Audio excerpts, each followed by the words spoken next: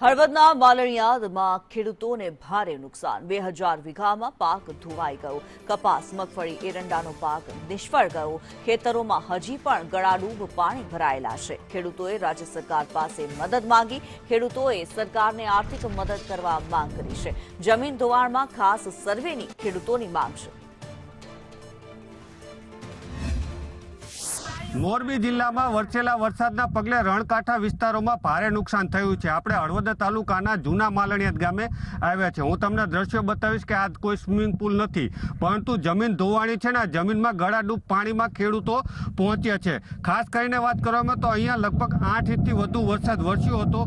ઉપરવાસના ભારે વરસાદના પગલે ખેડૂતોની જમીન ધોવાણી છે અને અહીંયા તમે જે દ્રશ્યો જુઓ છો તે મગફળીના છે। આ મગફળીનો પાક છે। મગફળીનો પાક પણ ધોવાઈ અને રણમાં પહોંચી ગયો છે। મગફળી હોય, કપાસ હોય, એરંડા હોય કે દાડમ હોય, તમામ પાકોમાં નુકસાન થયું છે અને નુકસાનને લઈ આપણે હળવદ તાલુકાના જૂના માલણિયાદ ગામના આ ખેડૂતો છે અને આ ખેડૂતો સાથે સીધો સંવાદ કરીશું। કયા પ્રકારનું નુકસાન છે, કેવો વરસાદ છે અને રાજ્ય સરકાર પાસે શું અપેક્ષા રાખે છે, તો આપણે ખેડૂતો સાથે સીધી વાત કરીશું।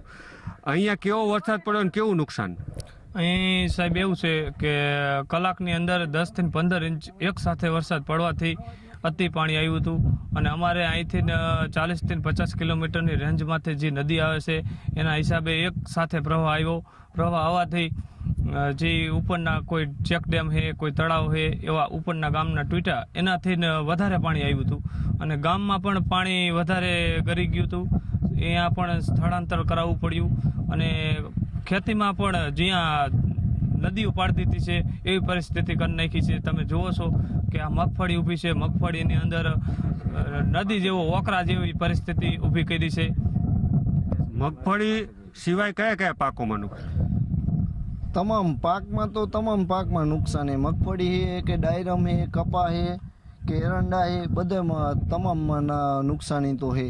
સરકારની કે આને અમલમાં સર્વે કરી અને આ રજૂઆત કરી અને જે સહાય દેવાની હોય રજૂઆત કરે, મોલની કરે, અથવા નુકસાની થઈ આ ખાડા પડ્યા 10-10, 15-15 ફૂટ એની બુરાણનું સરકાર સહાય કરે અમને।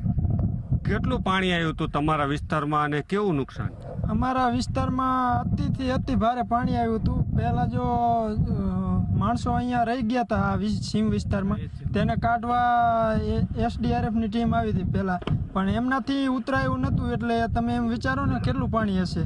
અને ત્યારબાદ NDRFની ટીમ બોલાવવામાં આવી, એ પણ ઘટના સ્થળે 3 થી 4 કલાક બાદ પહોંચી હતી। એટલે એટલું પાણી હતું કે NDRFની ટીમને પણ એટલી વાર લાગી ગઈ, એટલું પાણી હતું। એવી અહીંયા આ જમીનમાં કોઈ રીતે પહોંચી શકાય એવી પરિસ્થિતિ નથી અને જો વધુ વરસાદ આવ્યો હોત તો હેલિકોપ્ટર સિવાય કોઈ રસ્તો નહોતો પાણી। અને બીજી વાત કે એટલું અતિશય પાણી આવ્યું તો જમીન એટલી ધોવાઈ ગઈ છે ને કે કહેવાય ને 10-10 ફૂટના ખાડા છે જમીનમાં। પાકની વાત તો પાક પાસે, પાક તો ટોટલી લોસ જ છે, પણ જમીનમાં એટલું ધોવાણ છે ને કે 10-10, 12-12 ફૂટના ખાડા થઈ ગયા છે। પાક જેમ જેમ પાણી ઓસરી રહ્યા છે તેમ નુકસાનીના